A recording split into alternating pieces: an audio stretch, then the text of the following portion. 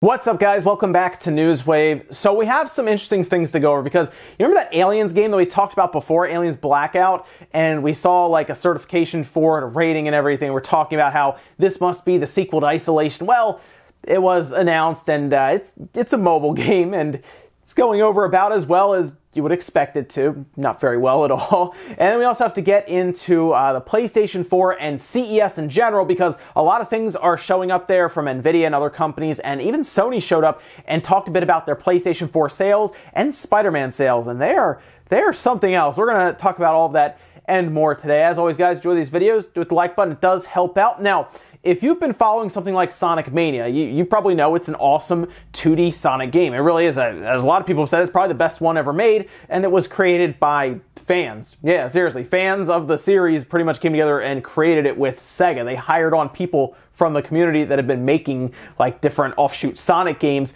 One of them is named Headcanon, and they put out an interesting pitch that they made to Capcom and Disney. Do you remember Darkwing Duck back on the NES? It was actually a pretty cool little platforming game. I actually had that, and I had DuckTales. I specifically remember DuckTales, but I definitely had Darkwing Duck. Well, Headcanon had actually pitched a sequel, or even a remaster like was done with we had DuckTales, as Darkwing Duck. Here's actually a video of it, and they pitched it to Capcom and Disney, and unfortunately they were turned down for it. They apparently had no interest in really doing it.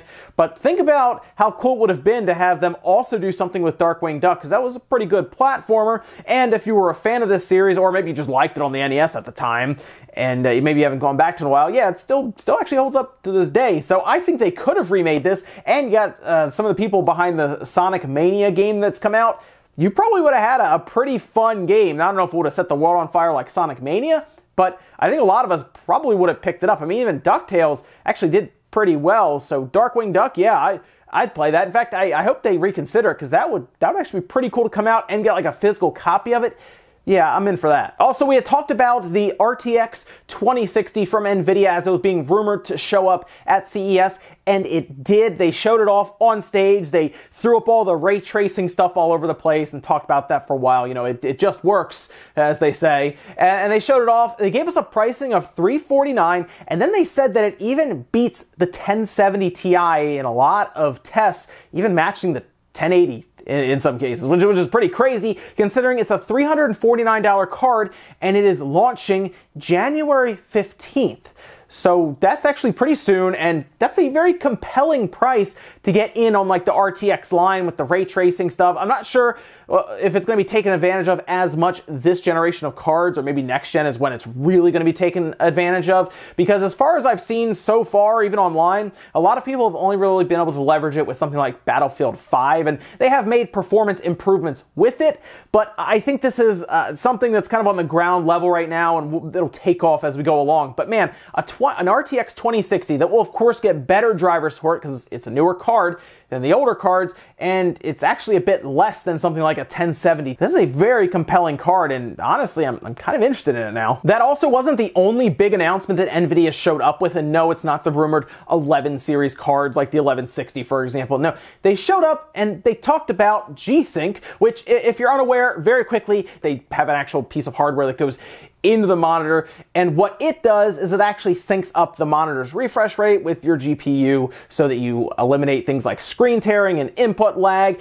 And AMD has their own thing that they have made royalty free essentially, and kind of works through DisplayPort, called FreeSync. So you have G-Sync and you have FreeSync, and they basically try to do the same exact thing, and it works really well. The only problem is G-Sync is very expensive and FreeSync is actually a bit cheaper. You can get it at a better price, and strangely Nvidia showed up and said you can use these cards, they're Nvidia cards, on your FreeSync monitors and displays as long as they meet our standards, which apparently they tested 400 of them and only 12 they found were up to their standards, their G-Sync standards. But that's actually pretty cool. That means that you don't have to buy an AMD card and then, you know, go out and get a FreeSync monitor, because a lot of people like to buy Nvidia cards. I get that, but they don't like the price of G-Sync monitors. There's an entire list of monitors so far that's been made by Nvidia, and I'll leave a link down in the sources if you want to browse through those. I found a few that were like 1080p, 144 hertz FreeSync monitors that they have approved that were $200 or less on Amazon. So that's actually a pretty good price. In fact, it seems like it'll just be an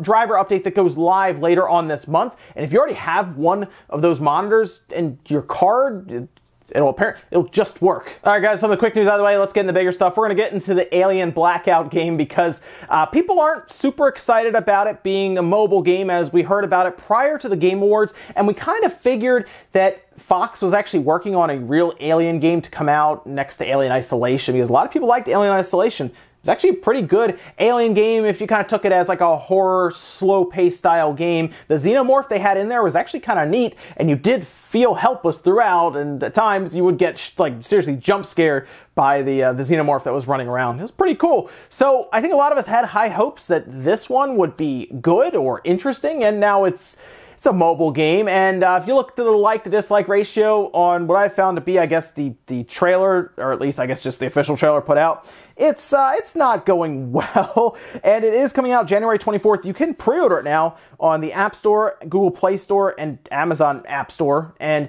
while I look at this game, and as a mobile game, at least visually it looks alright, but like, oh man, why wasn't this a console game or a PC game? Now, it doesn't necessarily mean that they're not working on another Aliens game in the background, but like, they just saw what happened with Diablo, right? Like, they knew they were going to get backlash. I don't think they really care as much for this, to be honest, because none of us are their target audience here. Obviously, this is a $4.99 game, so I assume it's not going to have obscene amounts of microtransactions like if it was a free-to-play game, but it's still the mobile market, so I kind of expect there to be at least some in there, right? But maybe not as bad as we would have thought originally.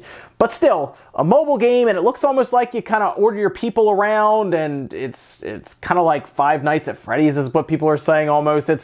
I'm not a big mobile gamer to that degree, so I probably won't even play it, but it is a shame. I hope there is an Aliens game that is being worked on outside of this one that we get, because yeah, this isn't really it. Next up, let's talk about Sony, as they also showed up at CES, and they had an entire press release they put out kind of alongside of their presentation, where they revealed some serious numbers for the PlayStation 4. I told you guys that they would probably hit 100 million next year, and it looks like that is going to happen. We also found some sales for Spider-Man. First, though, let's start with the system. You're seeing some of the press release here that was cut out, but the PlayStation 4 hardware and software sales.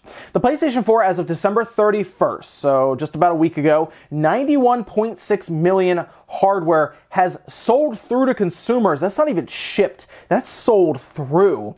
5.6 million units were sold for that holiday period, but just there alone, 5.6 million units sold through. That's insane to hear about that. And 876 million units of software have sold lifetime on this system, so it is going to more than likely be a 1 billion unit for software sales lifetime. That is absolutely crazy. 50.7 million pieces of software for the 2018 holiday season. And yeah, it is looking like we are going to see the PS4 touch 100 million units next year. In fact, it'll probably be at this rate, maybe over the summer I could see that, because of course after the holidays, January, February are a bit slower, but then we'll get into March and we'll see things like Devil May Cry. I don't really know how many systems something like Days Gone will push, but there's just a lot of stuff coming up. Sekiro's coming up. Kingdom Hearts might actually drive some systems as well at the end of January, along with Resident Evil, as it does seem that Sony has the marketing for Resident Evil. So maybe the end of January, February, and then March,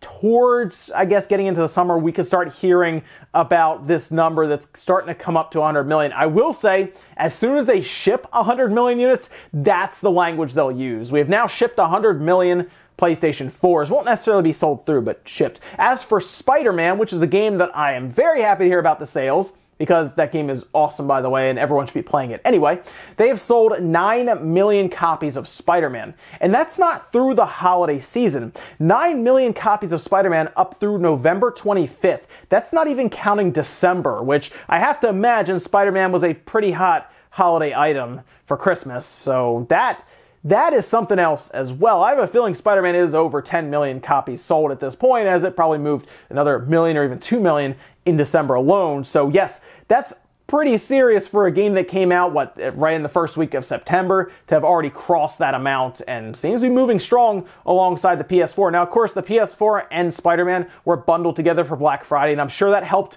move several units when it came to the PlayStation 4 and Spider-Man together. Nonetheless, though, to see Spider-Man move that well is pretty cool to see. I also wonder if this is going to have any effect on their plans for next generation. Like, are they still thinking about announcing their next generation system in 2019 despite these sales numbers? Because seriously, if I'm Sony, I don't know if I'm jumping into the next generation right away. I would have been waiting for Microsoft to push the next generation forward, because if I'm Sony, I'm comfortable. You know, they're selling plenty of systems. They said they have 90 million, active users on their PlayStation. So not necessarily all PlayStation Plus, keep that in mind, but people who are signing into the store, they count you. Like right away. If you've signed in the last, I don't know, ever, they count you pretty much. So yeah, it seems almost like everyone who's signing in is being tallied there, because they are also counting, of course, I assume their PlayStation 3, their Vita. I don't know if they count the PSP, but yeah, they're pushing that together. 90 million active users. I feel like I'm hanging out. I'm like, yeah, you know what? We're doing well. We're making a lot of money. The PlayStation 4 isn't as much to create and sell anymore, but there's a lot of rumors saying that Sony is the one who's thinking about jumping into the next generation first. So I don't know. Maybe even the PS4 will stick around as a very cheap alternative, because maybe that does drop to $200 flat. Maybe the Pro model gets under $300, who knows? But right now, Sony's in a good spot. They're selling a lot of units. And again, unlike Microsoft, they're actually flat out telling us how many they're selling. Next up, let's talk about My Arcade, because they also showed up to CES with, well, they showed up with this thing. Yeah, this is actually the Retro Champ. And the idea here is it's going to play your NES and Famicom games flat out. Like it has a cartridge slot on the top and the bottom, and you're not seeing things there. That is the actual size of the screen. It is a 7-inch screen. This thing is huge. Apparently it's coming out in June for $80. It's going to play all NES and Famicom cartridges, like straight up. It's going to have enough battery power for 35 hours, which is insane, by the way. That's actually a lot of batteries for that. I'm curious how large it is in there. I mean, if they're throwing a 7-inch LCD display in there, they probably don't care at all about the size of the battery. Just jam the massive battery in there. It will also be able to play through HDMI and plugged into your TV. And this seems like a not cool idea, but I don't really know why it's so large or why it looks unwieldy. It does. It looks like it'd be kind of hard to actually play that portably. Almost looks like it's a system you're going to carry to your friend's house, which, why wouldn't you just get a different HDMI-enabled system that plays NES games to do that? It also apparently use wireless controllers from My Arcade. So there you go, retro fans. You can look forward to something launching in the summertime that is going to be this massive 7-inch screen. I mean, seriously, think about holding that in your hand right now. A 7-inch screen. It's not slim. I mean, the screen there looks small and compared to the rest of it. So maybe I'll actually see if I can pick one up. I'm actually a bit surprised, to be honest, about an $80 price tag on something like that, considering the Superboy, I remember that being about that price. I think it was $100 at times, and that was a much smaller screen. So a 7-inch screen that can play your actual cartridges, 35 hours of battery life. If it wasn't so massive, I would actually look at that and say that's really, really compelling, really interesting to get, but maybe we'll get it here for like a tech wave and check it out. Then our last bit of news, let's talk about a skateboarding game that is going to the Switch, and that is Ollie Switch Stance. Now, if you have not heard of these games, I know there's a first one, Ollie, and then a second one. I remember playing the first one because it was on Steam for what feels like forever ago. I think it was like 2014 or 2015 that I played it. It was years and years ago, but it is now moving to the Switch in kind of a 2-pack, kind of bundled together, $14.99, February 14th. And if you've never heard of this, it's not a 3D skateboarding style game like a Skate or a Tony Hawk. It is like a 2D style. Think of like an Endless Runner style game, like maybe Super Meat Boy, I guess, looking at the art style of it. And it's kind of neat for what you do. You run through, you grind, you actually get tricks off and everything, and you kind of roll through with points, and you do have a full scoring system, and there are actually quite a few tricks when you move up to the second one, apparently. Again, I played the first one, but I do like skateboarding games. However, this one looks a bit different than what I'd normally play, and I remember playing it a bit and then kind of moved on from it kind of quickly because it wasn't something like a Skate or a Tony Hawk, kind of the 3D style, but It's still fairly interesting, and I'm sure I'll check it out anyway on the Switch because I didn't play the second one like I did the first one, so maybe I'll check the second one out with this Switch Up pack, or the Switch Dance pack. It's only like 15 bucks, and at least looks interesting enough. Good reviews on Steam for the second one and the first one, and for 15 bucks, yeah, I'll try it out. That's later on. That's in, a little over a month, 5 weeks from now on the 14th of February. And ladies and gentlemen, that's going to do it here for Newswave. If you enjoyed this video, guys, hit the like button, really helps out. If not, hit the dislike. Leave comments down below about everything we talked about, whether it is NVIDIA and their RTX 2060, or even them enabling their cards to now work with FreeSync monitors, but only some that work up to their standards. Of course, what about Sony's massive sales with things like Spider-Man and just the PlayStation 4? Do you think they should announce the next PlayStation this coming year in 2019, or do you think they should hold off till 2020? Because, I mean, the sales, while they're kind of slowing, it's still pretty serious. Thanks, guys, for watching, and I'll see you next time.